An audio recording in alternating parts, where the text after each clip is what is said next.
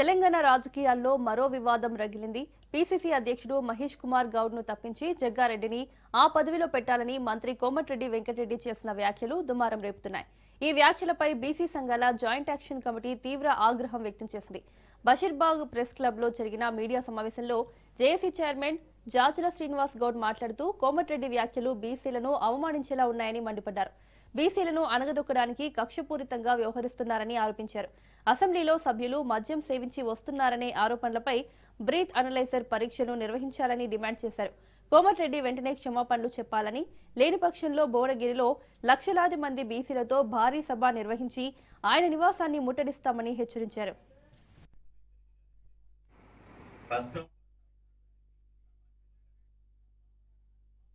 Minister అయినటువంటి రోడ్లు భవనాల శాఖ మంత్రి అయినటువంటి కోమటిరెడ్డి వెంకరెడ్డి గారు నిన్న అసెంబ్లీలో మీడియాతో చిట్చాట్లో మాట్లాడుతూ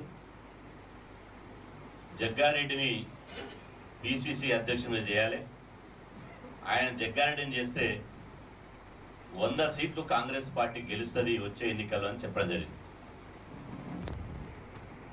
జగ్గారెడ్డిని పిసిసి అధ్యక్షుడు చేయడం అంటే చేయమనమని కోమటిరెడ్డి వెంకరెడ్డి గారంటే ప్రస్తుతం కొనసాగుతున్నటువంటి బీసీ సామాజిక వర్గానికి సంబంధించిన పిసిసి అధ్యక్షులు బొమ్మ మహేష్ కుమార్ గౌడ్ గారిని తొలగించడం అనడమే, ఆయనను తీసివేయాలని చెప్పడమే.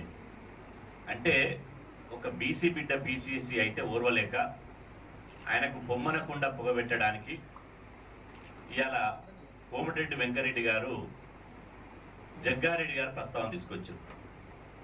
నిజంగా అసెంబ్లీ ఉన్నది ప్రజా సమస్యల పరిష్కారం కోసం. అసెంబ్లీలో ఒక బాధ్యత గల మంత్రి ఏం మాట్లాడాలి? ఇప్పుడు రాష్ట్రంలో రైతులు ఎదుర్కొంటున్నటువంటి సమస్యలు ఏంది, బీసీ ఎస్సీ ఎస్టీ మైనార్టీలు ఎదుర్కొంటున్నటువంటి సమస్యలు ఏంది, అదేవిధంగా దానికి ప్రభుత్వం ఎట్లా పరిష్కారం చేయాలనో ఆ విషయాల మీద మాట్లాడాలి.